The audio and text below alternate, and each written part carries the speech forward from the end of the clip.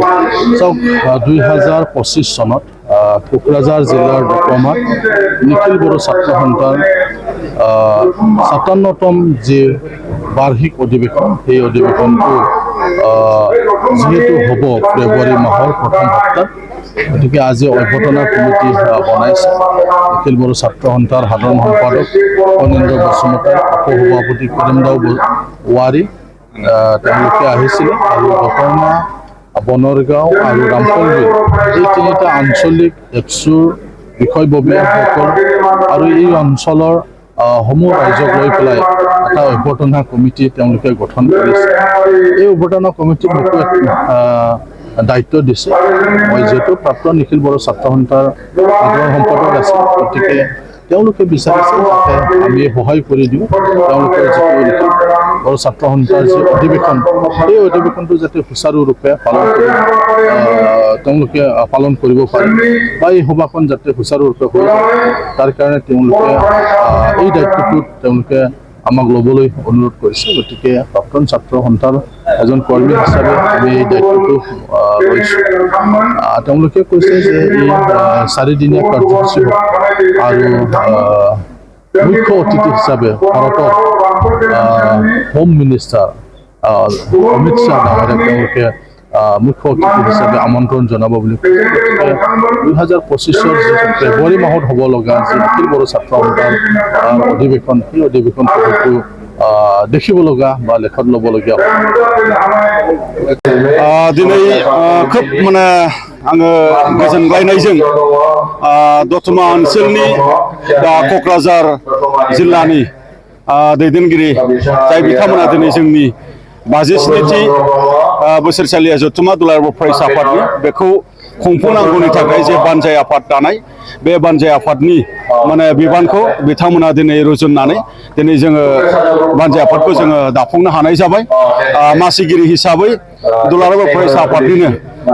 बारग' गाहाय नेहाथारि आथिखालनि सानजा क'क्राझार बियाबनि मानिजाथाव एमएलए लरेन्स इस्लारि बिथांखौ मासिगिरि हिसाबै जोङो मोननो हादों आरो बेयावनो कनभेनर बा लेंथुमगिरि महरै दतमा आन्चलिक एबसुनिनो बारग' आफादगिरि मानव गेदेर शंकरलाल ब्रह्म बिथांखौ जोङो कनभेनर हिसाबै जोङो मोननो हादों। दा बेबायदिनो गोबां माखासे सिनियर दैदेनगिरि बिथांमोनखौ जोङो लोगो मासिगिरि बा जयेन्ट कनभेनर बा गुबुन गुबुन साब कमिटि हिसाबै जोङो दानानै लानो हाबाय आरो बे जथुम्माखौ जोङो फैबाय थानाय 2025 मायथाइनि माने फेब्रुवारि दाननि गिबि सप्तायाव जोङो खुंफुंनो थाखाय जोङो लाहार फाहार जोङो खालामसिगोन गाबोननिफ्राय आरो बे जथुम्मायाव गासै माने 22टा जिल्लाया बेवहाय डेलिगेट अबजार्भार बाहागो लाफैगोन आरो वेस्ट बेंगल स्टेट कमिटि बाहागो लाफैगोन आरो इउनिभार्सिटि इउनिट कमिटि गासै 6टा बेवहाय बाहागो लाफैगोन। शिलं इउनिट, दिल्ली इउनिट आरो चंडीगढ़ इउनिट बेवहाय बाहागो लाफैगोन। गासै 3000सो डेलिगेट्स आरो माने 2000सो अबजार्भार बाहागो लानायनि गेजेरजों बे जोंनि जथुम्मा आरो बेवहायनो जिहेतु जोंनि क'क्राझार जिल्ला मैखोम मोनसे माने राफोद जिहेतु जिल्ला बर' हारि माने दानाय बा बर' हारि माने खौ माने गोजौ फारसे लांनांगौनि थाखाय दुलाराय बर' फरायसा आफादनि हाबा मावनाय बा दैदेनगिरि हिसाबै माने खामानि मावबोनायाव क'क्राझार जिल्लाया मुंख'जाथाव आरो बे थावनिया दतमा ओनसोल जिहेतु बे दतमा ओनसोलावनो जोङो खुंफुंनाय जागोन। बे दतमा ओनसोलावनो बड'फा उपेन्द्र ब्रह्म बिथांनि जोनोम थावनि आरो बिथांनि जोनोम थावनि हिसाबै बे जथुम्माया माने मैखोम मोनसे बयनिबो सहाय आरो हेफाजाब मोनगोन आरो बे जथुम्मानि गेजेरजों डेलिगेट्स हाउसआव मैखोम मोनसे सावरायनायनि गेजेरजों फैबाय थानाय समाव बर' हारिनि रैखाथि आरो थामोनथानि थाखाय गोख्रों हाबा मावलांनो थुलुंगानायजों लोगोसे बेवहाय मोनसे डाइरेक्सन बेवहाय मोनसे तयार जागोन। लोगोसे बड'फा उपेन्द्र ब्रह्मनि गेरेमसा हारि हिसाबै हारिखौ दाफुंनो थाखाय जिखिनि आद्रा थानाय जिखिनि खामानि बै खामानिफोरखौ मावफुंनो थाखाय दिनैनि दुलाराय बर' फरायसा आफाद बा रायजो राजा बिथांमोनहा बे जथुम्मानि गेजेरजों थांखि जथायगोन आरो गुन गोनां सोलोंथाइनि मावथांखि आरो बड'फा गोजोनथायारि सोलायनायनि मावथांखि आरो जोंनि एकर्ड इमप्लिमेन्टेसननि जिखिनि खामानि बे खामानिखौ जों जिहेतु दिनै खामानि मावबाय थादों। जोङो दिनै खावलायगोन जे 2025 मायथाइनि फेब्रुवारि दानाव जे जोंनि जथुम्मा जानो थांगासिनो दङ आरो बेनि सिगाङावनो दुलाराय बर' फरायसा आफाद बे मायथाइ जोबनायनि सिगांनो जे जोंनि एकर्ड इमप्लिमेन्टेसन बेयो जाजोबनांगौ। जोङो खावलायगोन दिनैबो नैबे आरसि कमिटि दानायनि गेजेरजों दुलाराय बर' फरायसा आफादा 57थि जथुम्मा खुंनो थांगासिनो दङ 2025 मायथाइनि फेब्रुवारि दानाव आरो जोङो मोनसे माने खावलायनानै दोननोसै 2024नि गेजेराव जे जोंनि माने एकर्ड इमप्लिमेन्टेशननि खामानिया जोबजोबनांगौ जुदि जोबाब्ला बे जथुम्मानि गेजेरजोंनो दुलाराय बर' फरायसा आफादा मैखोम माबा मोनसे थांखि जोङो लाथारनांगोन बेखिनि बाथ्राफोरखौ जोङो दिनै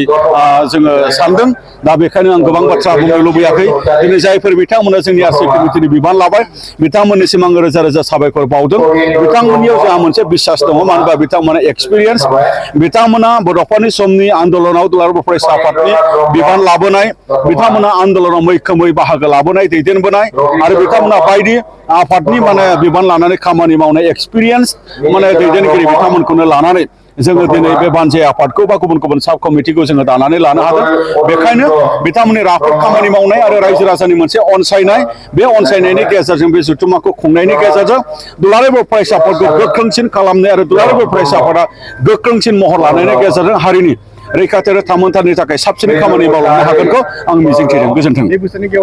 जे जोङो जोंनि गेजेराव जोङो सावरायदों दासिम जोङो बेबायदि माने प्रसेस बा मुभ जोङो खालामथ'वाखै जे भारतनि नखर मन्थ्रि बिथांखौ जोङो दिनै गाहाय आलासि हिसाबै माने मोननो हायो नामा बे बाथ्राखौ जोङो दिनै सानबाय थादों आरो बेबायदिनो जाय बिथांमोनखौ लाबोयोब्ला जे जोंनि एसपिरेसन बा जे जोंनि माने माखासे इस्युस बा जे जोंनि समस्याफोरा सुफुंनायाव माने गोरलै जायो बै बिथांमोनखौ जोङो खावलायनो थाखाय जोङो नाजादों आरो बेबायदिनो माखासे एजुकेसनिस्ट बा माखासे ससियेल एक्टिभिस्ट बा माखासे माने जे जोंनि माने समाजनि खामानि मावग्रा रिनाउन माखासे दैदेनगिरि बिथांमोनखौ जोङो लाबोनो थाखाय जोङो सेस्था खालामदों आरो गेवलां मेलाव जोङो बेवहाय 20-30 हाजार माने रायजो राजा माने बाहागो लानाय बेबायदि जोङो सिन्थाजों जोङो बे खामानिखौ जोङो मावलांनो थाखाय जोङो नाजादों गोजोन्थों